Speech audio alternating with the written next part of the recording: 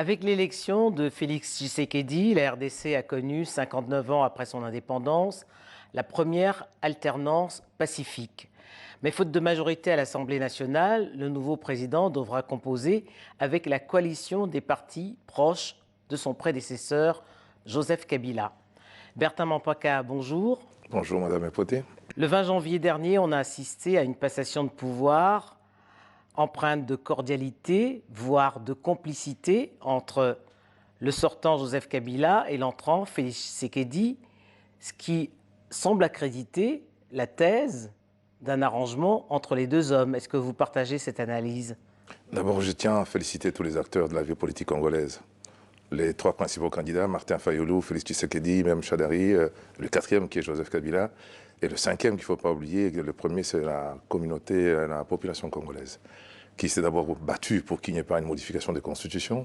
C'était un élément déterminant dans ma lecture à moi. Mais il y a eu un glissement quand même de 2 ans. Quand on voit tout ce qui se passe autour de l'Afrique centrale et dans d'autres pays, le peuple se battu pour qu'il n'y ait pas cette modification des constitutions. Donc, qu'on dise qu'il y a eu des arrangements, mais quel est le pays dans lequel Trump est en train de discuter avec les démocrates aujourd'hui pour trouver des solutions. Vous avez bien vu que chez vous en France, Macron est arrivé pratiquement sans cadre ni technicien. Édouard Philippe ne semblait pas être celui qui était en train de marcher pour faire de Macron le président de ce pays. Donc une discussion, une négociation. Et puis Félix Tshisekedi est né au Congo, il a vécu en Belgique. Moi, je suis sénateur belge. Pour nous, ça ne choque pas du tout cette notion de compromis. Notre système est proportionnel. En Belgique, quand j'entends dire qu'il sera la marionnette du président sortant, je me dis, mais ce n'est pas connaître la culture, les habitudes, le fonctionnement du Parlement dans tout le monde d'ailleurs, hein, pas seulement à Kinshasa, ni ailleurs. Il y a des gens qui se repositionnent. La manière dont les listes ont été composées, la notion de 1% ou 2%, il y avait des critères pour la composition des listes, qui a créé énormément de regroupements politiques où les gens, une fois élus, ont retrouvé tout simplement leur liberté de pouvoir choisir un camp qui pourrait leur convenir largement. Je connais des gens qui sont élus avec, sous l'étiquette FCC, mais qui, pour se faire élire à certains endroits, faisaient carrément la campagne de Martin Fayulu, de Félix Tshisekedi, plutôt que celle de Chadari. Le Fayulu et Félix, à deux, font près de 80%. Quand vous additionnez ce chiffre, il est assez significatif. Il veut dire tout simplement que 80% des Congolais ont voulu pas seulement un changement de président, ils ont voulu un changement de système.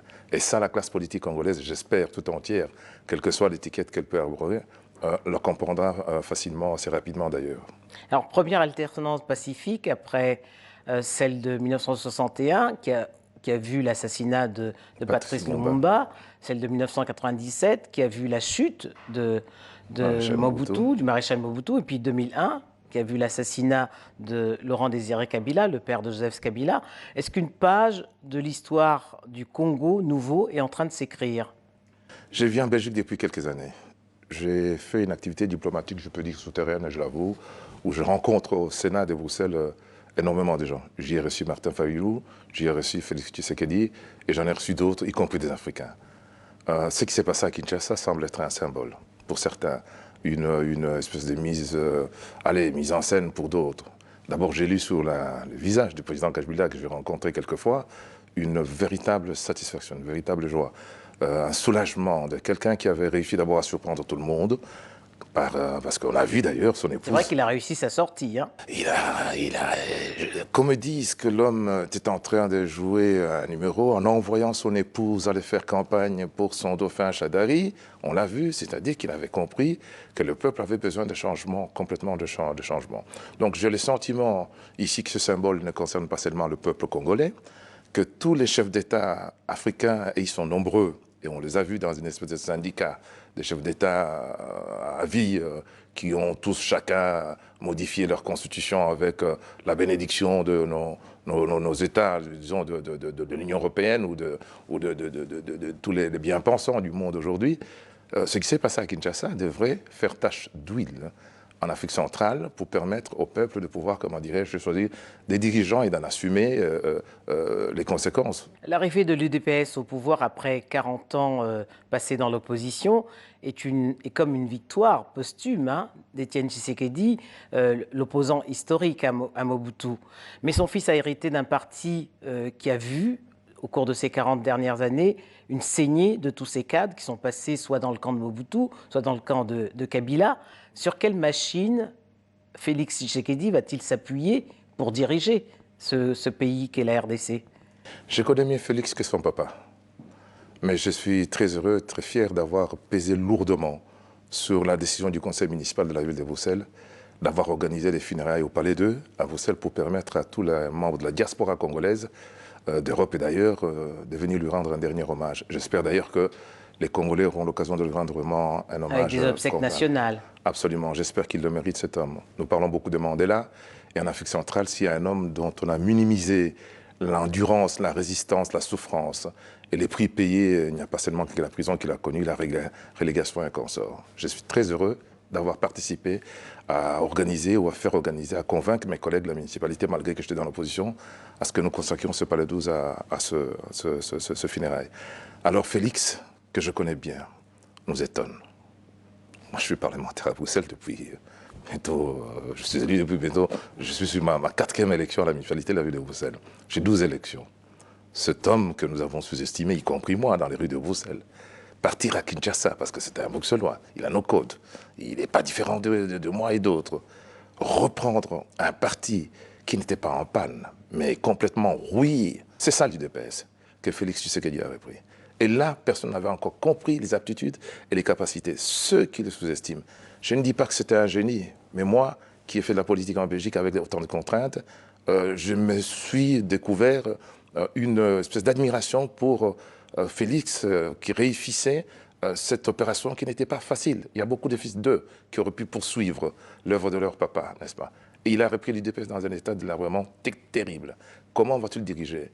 Moi, je pense qu'il devra, et c'est ce qu'il a fait d'ailleurs quand j'en avais discuté avec lui avant les élections, j'ai des oncles à moi aussi qui sont membres de son parti, qui étaient partis d'ailleurs, qui ont demandé à ce qu'il reçoive.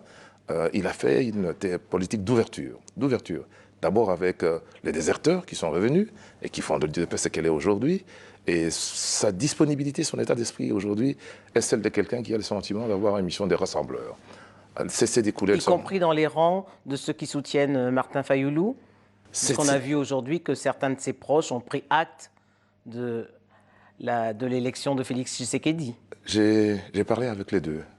In tempore non suspecta. Sans dévoiler les contenus de leurs préoccupations, je sais que tous les deux, ils ont un souci. C'est d'augmenter les recettes de l'État congolais pour pouvoir administrer tout simplement ce pays, d'abord pour commencer convenablement. Ça fait partie des défis que devra relever le nouveau président. Est-ce que l'état de grâce suffira pour relever à la fois ce défi de combler les recettes financières de la RDC, mais surtout assurer la sécurité à l'est de la RDC? Ce sont des questions qui vont rassembler et Fayoulou et Félix Tshisekedi. Je ne vois pas, y compris ceux qui étaient dans la majorité présidentielle de Kabila, à travers cette passation de pouvoir pacifique, il y a comme une demande, une volonté du peuple congolais à se dire d'accord, nous pouvons partager nos richesses avec nos voisins d'abord, avec les pays développés certainement ensuite. Mais ils ont besoin d'une dignité, d'un peu de respect, de mettre fin à l'humiliation. C'est une humiliation de tout un peuple. Ceux qui, chez nous, ici et ailleurs, comptent ou ont compté diviser Fayoulou ou Bemba ou un autre pour contester davantage Tshisekedi, opposer Kabila aux uns aux autres, pour continuer à faire des petites affaires, j'appelle ça des small business, n'est-ce pas? Parce qu'il y a moyen de faire des big business dans ce pays si Félix Tshisekedi et ses amis arrivent à pacifier l'Est du Congo, et les zones qui sont aujourd'hui troubles. Je crois que c'est un gros défi. Je pense qu'il aura des soutiens à l'interne. On me parle de Modeste Bahati ce matin, qui est un homme du Kivu, là où se passent ces choses. Vital Kamerhe lui-même est de l'Est. Il y a des grandes personnalités des zones où peuvent sortir les conflits qui s'y rejoignent. La majorité de Félix Tshisekedi pourrait déjà, par leur participation, par leur reconnaissance, tout simplement permettre de pacifier. Bien sûr, notre défi, c'est de rassurer les voisins. Je suis très inquiet par rapport à l'affront, si on peut parler de ça comme cela. L'affront fait à Paul Kagame. À Paul Kagame, j'espère qu'il ne va pas en rester là et se sentir blessé au point de ne pas mettre en prison les rebelles qui traversent aujourd'hui son pays pour aller troubler la paix plutôt et la désolation de l'autre côté des frontières. Jadis, quand cela est arrivé, Paul Kagame a eu le droit de venir chercher les gens qui ont créé les génocides, et ça, je crois que tout le monde l'a compris, et c'était un acte nécessaire.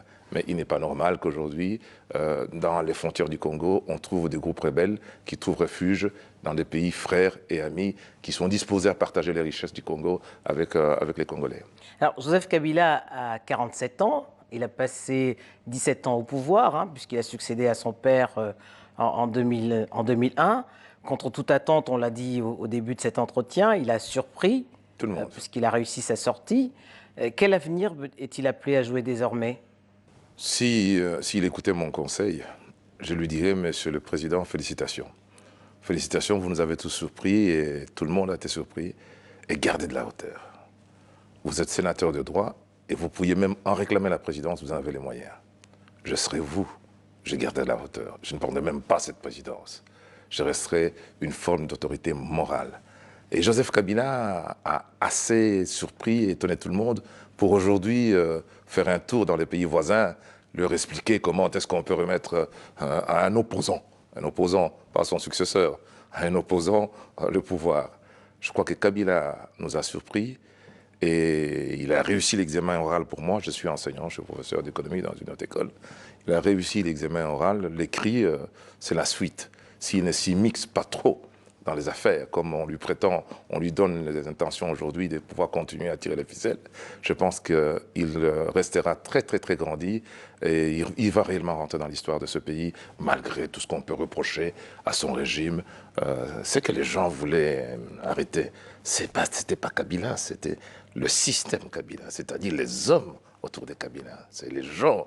Mais ils sont encore là. Ah, Madame Epoté, sont-ils encore vraiment là? On nous donne des chiffres de 375, 350. Vous croyez qu'ils ont perdu leur capacité de nuisance? Je pense profondément que le choix de Chadari par Joseph Kabila comme dauphin a créé des fissures, des frustrations, des mécontentements qui vont laisser profondément de traces dans ce qu'on a appelé la majorité présidentielle, qui pour moi n'existe pas.